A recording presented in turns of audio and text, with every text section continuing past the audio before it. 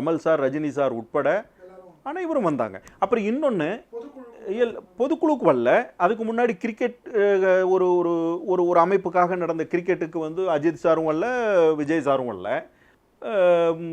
ரஜினி சாரும் கமல் சார் வந்திருந்தாங்க. அதுபோக பல கலைஞர்கள் வந்திருந்தாங்க. அப்புறம் இன்னொன்று, எல்லாரும் எல்லா இடத்துக்கும் வரணும் அப்படிங்கிறது வந்து ஒன்றும் கட்டாயம் இல்லை தம்பி. இப்போ விஜய், சகோதரர் விஜய் வந்து இந்த மீட்டிங்க்கு வராமல் இருந்தான். ஆனால் சிம்பு, லாரன்ஸ், விஜய், நயன்தாரா, இப்படி பல கலைஞர்கள் மக்களோட மக்களாக அங்கே போய் இருந்து வந்தது ஒரு பதிவு இருக்குல்ல. ரெண்டாவது, ஊடகங்கள் மூலம் அவங்க வெளிப்படுத்தின பதிவு இருக்கு. இதை விட அது அவங்க அது போதும் நினைச்சிருக்கலாம்.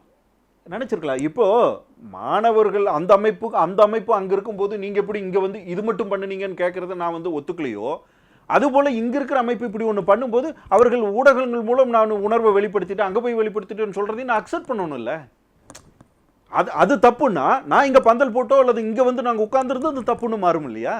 அந்த குற்றச்சாட்டை நான் சரின்னு சொன்ன மாதிரி ஆகிப்போம் இல்லையா?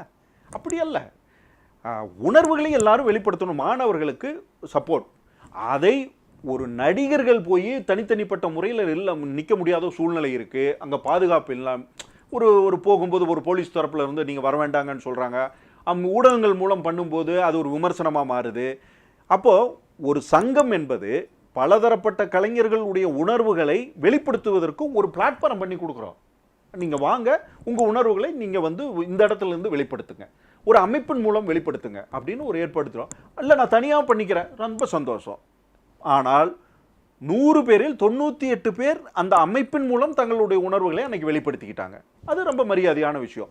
இதுவே வந்து அன்னைக்கு வந்து அஜித் சார் வந்து அதுக்கு முன்னாடி இருந்த பொதுக்குழுவுக்கோ அல்லது அதுக்கு முன்னாடி இருந்த இதுக்கோ வரல, பரவாயில்ல, அது ஒன்றும் தப்பு இல்லை. நாங்கள் அது வந்து அப்படியெல்லாம் நாங்கள் நினைக்கவே இல்லை.